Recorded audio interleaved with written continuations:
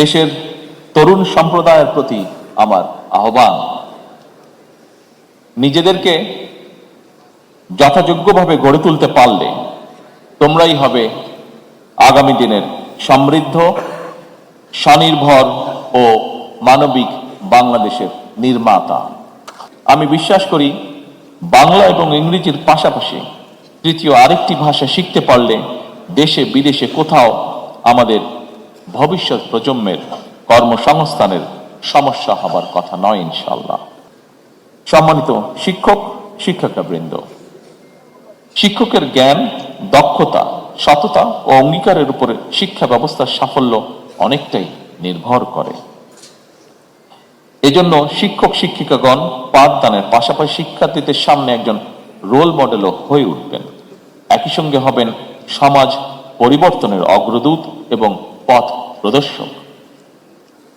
আমরা সকলেই যারা শিক্ষা পেশার সাথে জড়িত নই, আমরা সকলেই আপনাদের কাছে এমনটি আশা করি।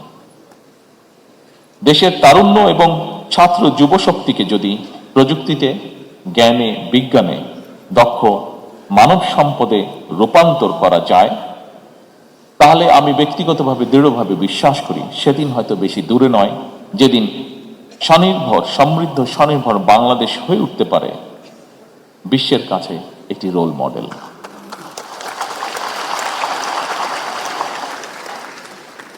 দেশের তরুণ সম্প্রদায়ের প্রতি আমার আহ্বান,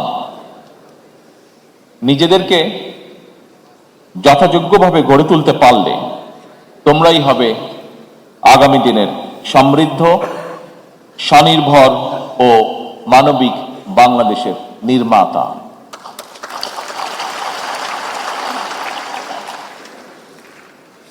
দেশের তরুণ সমাজের প্রতি আবারও আমি আহ্বান রেখে বলতে চাই, প্রযুক্তিগত জ্ঞান অর্জনের পাশাপাশি দেশের আবহমান কালের ধর্মীয়, সামাজিক, নৈতিক মূল্যবোধে নিজেদেরকে সমৃদ্ধ করতে হবে তোমাদেরকে।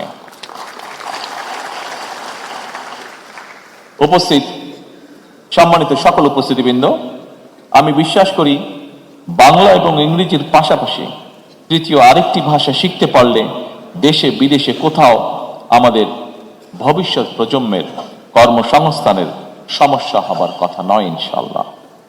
জনগণের কাছে দায়বদ্ধ এই সরকার একটি জ্ঞান ও মেধাভিত্তিক রাষ্ট্র এবং সমাজ গড়তে চায়। জ্ঞান ও মেধাভিত্তিক সমাজ গঠনের মূল ভিত্তি হলো এমন একটি পরিবেশ তৈরি করা যেখানে শিক্ষা, গবেষণা, মেধা, যোগ্যতা ও সৃজনশীলতা সর্বোচ্চ গুরুত্ব পাবে। আমরা ধৈর্যের সাথে যদি এগিয়ে যেতে পারি তবে নিশ্চয়ই ইনশাআল্লাহ আমরা এটি করতে সক্ষম হব।